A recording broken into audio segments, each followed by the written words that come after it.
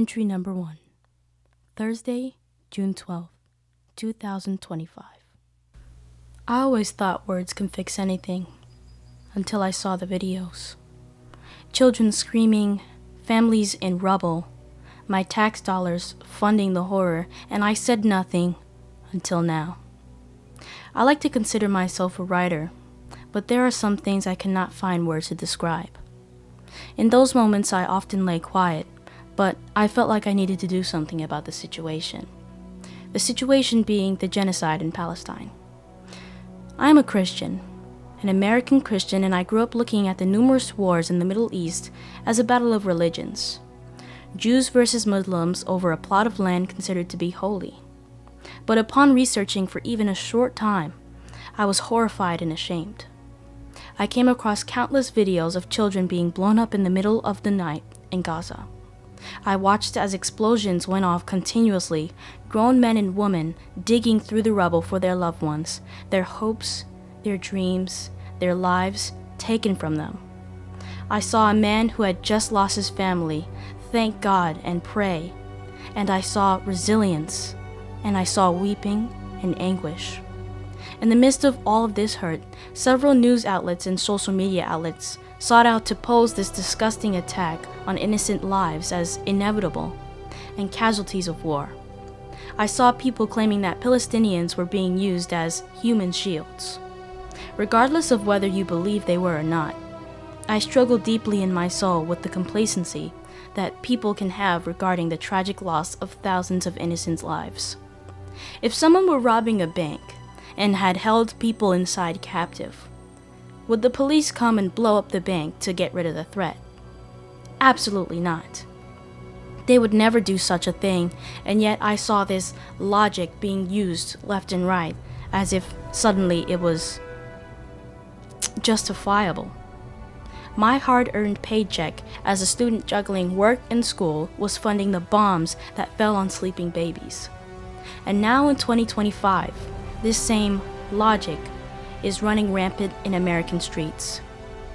People who work day and night to provide for their families to run away from the corruption and poverty in their home countries are now facing the realization that corruption can be anywhere.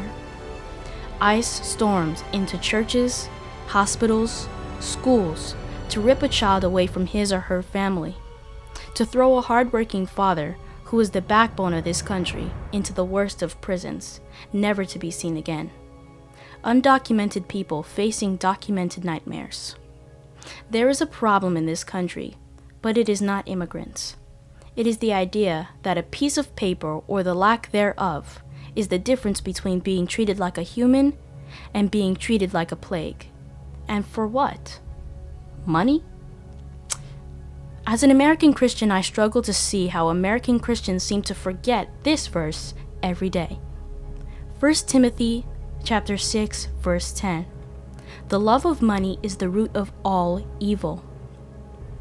During the Holocaust, the logic that was used to support the genocide of Jews was that Jews were taking all the jobs and were responsible for the economic decline at the time in Germany.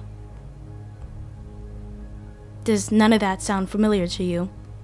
It sounds familiar to me. I've heard it left and right, day in and day out, on the news, on social media, on Twitter, wherever you look. This is what you're hearing.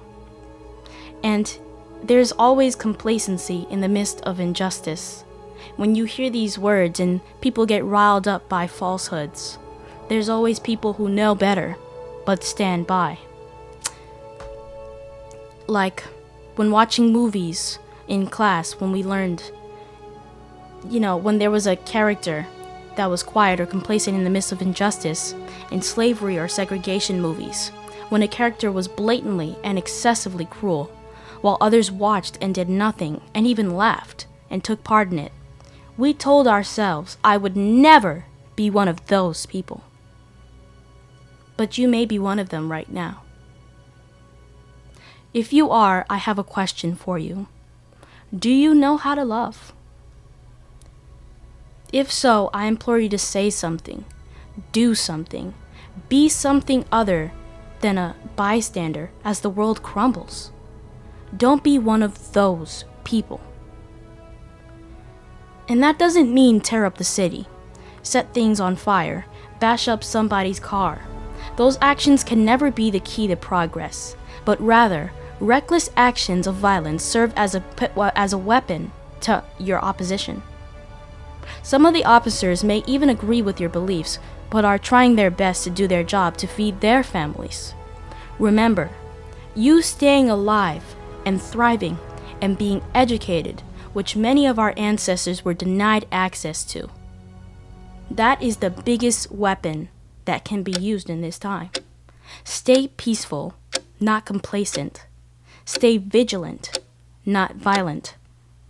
Stay humane, not simply human.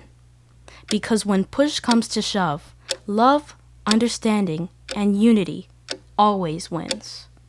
Love, Amara.